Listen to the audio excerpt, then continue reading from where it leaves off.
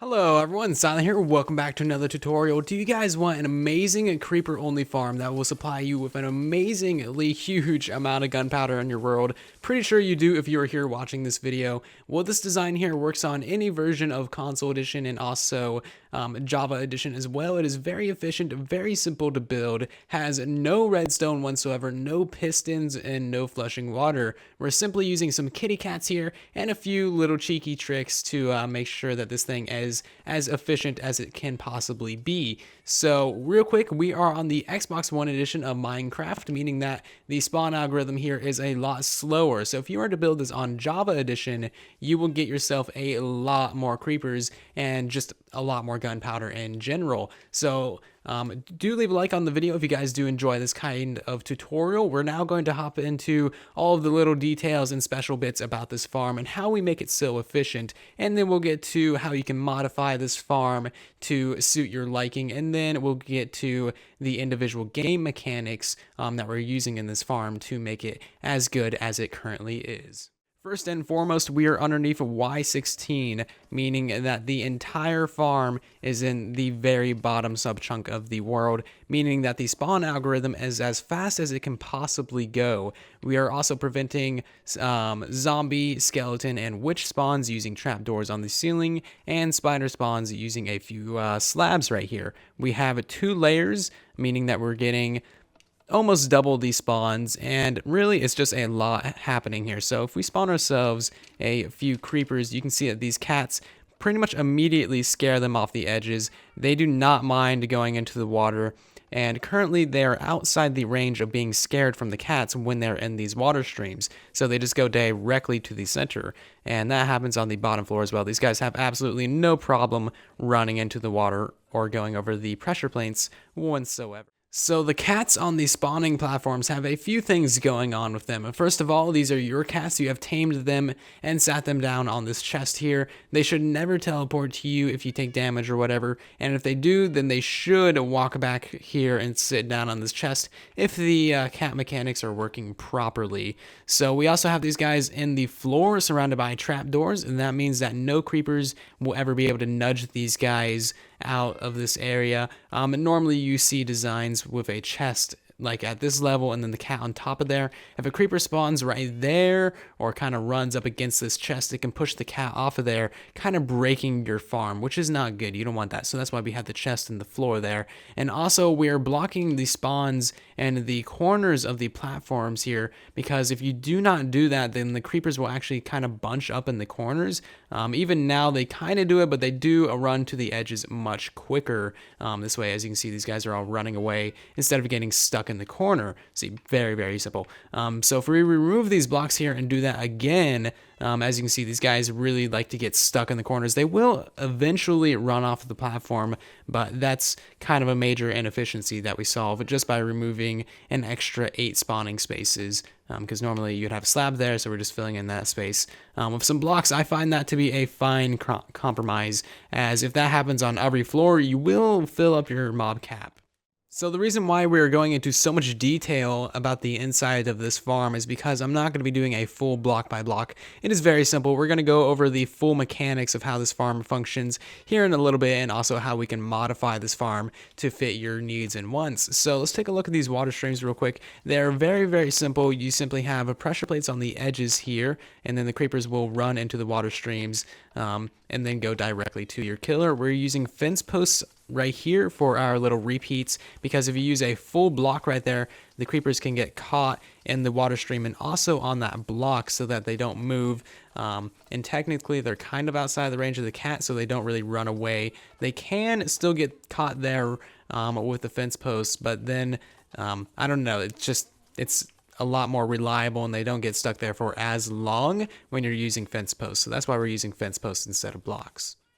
Alright, so now that you guys have seen a bit of a demonstration of this farm, the inside of the farm, and now know a few details about how it works, let's get to how you can possibly modify this farm to fit your fancy. The first little modification that you can do to this farm is rerouting the water streams to a manual killer if you don't like the automatic magma block killer that we have over there. That will slightly reduce your rates because the creepers will be alive longer, filling up your mob cap, but you will overall get more gunpowder out of this. So you just need to take about 30 blocks that way. And yeah, not too big of a deal. You can also modify this to be a record or music disc only farm just by having a skeleton in a minecart down here attempting to shoot an iron golem. That kind of module is very, very easy to build, and you should be able to fit it underneath the farm. But if you can't, you can just squeeze it right on this edge here and reroute the water streams. Rerouting the water streams is super, super easy, and literally anyone can do it. One thing you may also be interested in doing is fitting a third layer on this, so you can build a third layer down here just fine. And actually, you can just have the water streams go directly on the magma blocks here, but then the creepers start to run off of the magma blocks, and then the drops start to fall on the corners. So it's a little bit of a pain. You could just reroute the water streams and then have them go up in a water elevator and then fall onto magma blocks. So basically moving the kill chamber outside of the farm. That is an option if you do want a third layer. Not sure how much that's really going to improve your efficiency. Okay, so the best place to build this in your actual world would be underneath an ocean biome, as the entire surface will be spawn proofed, and then all you need to worry about is lighting up the caves underneath the surface of the water. So for this, you will need to be doing a 2x2 chunk of water clearing and also mining and going down to about bedrock, which is a little bit of a pain. The water clearing isn't the greatest. You could also do this on land, but then you have to worry about lighting up the surface and, lighting up a bunch more caves. So underneath an ocean biome is the most preferable place, and you do need to take this down to bedrock. So something I quickly want to bring up is that you don't necessarily need to build this farm below Y level 16, but you absolutely should. This is where this farm belongs, is at the very bottom of the world, because how the spawning algorithm works is it starts from the bottom of the world and works its way up to the top. So if you build this at ocean level or at the top of the world, you're going to get a lot less spawns, and it's going to be a lot more time in between spawns. Whereas if you build at the bottom of the world, you're going to get all the spawns, and it's going to happen very, very quickly. So keep that in mind. The lower that you build it, the better. And also make sure that there are no blocks, no opaque blocks above your farm whatsoever. You want it to be just air, and that's why you need to clear out all the water if you build this over or under an ocean, and also why you need to mine out all those blocks. So because this project does require some mining to get the highest efficiency out of your farm that you possibly can, you're going to want to find your chunk borders. On Java Edition, it is as simple as pressing F3 and G. That'll bring up all your chunk borders. Very, very nice. On Console Edition, you're going to need to go to a site called Chunkbase. This will be linked down below for you. Go to apps and then any of these little finders, and then simply input your world seed and then your platform down here, and then your coordinates for where you want to build your farm. So we're going to say 100, 100 is where we want to build our farm, and then press go. That'll bring up a little red dot that is at 100, 100, and then that shows you where your chunk borders are from there. Very, very simple and very easy to do as well. Okay, so that should be absolutely all the details about the inside of the farm, all the little details about how it functions, all the little things that we've done, where to build it, how to find your chunk borders, and the algorithm and all that stuff. If you guys missed any of that, I know I kind of go fast sometimes. You can always just rewind the video to where I'm talking about that thing, or ask it down below in the comment section. That is always a valid option as well. So what we're going to get to now is the individual mechanics of what makes this farm possible, and that's kind of the most amount of tutorial I'm going to do on this thing, because it's very, very simple to build. So first off, we're going to get to mobs and how we're eliminating spawns inside of this thing. So for this, we're quickly going to jump over to Java Edition. So here we are on Java Edition with a creeper, a zombie, a skeleton, and also a witch. For some reason, this guy is holding a stick. I have no idea why. But if we hit F3 and B, you can see that their hitbox is now turned on. We can see their line of sight, where they're looking, and also the entire space that they take up with their little hitbox here. And from this, you can tell that creepers are significantly shorter than all of these other mobs. So just by putting a trapdoor on the ceiling, you can actually eliminate these guys' spawns, because their hitbox will be colliding with that trapdoor, or it would collide with that trapdoor when they go to spawn. So they don't actually spawn at all, but the creepers are just short enough that their hitbox goes right underneath that, so it works out just fine.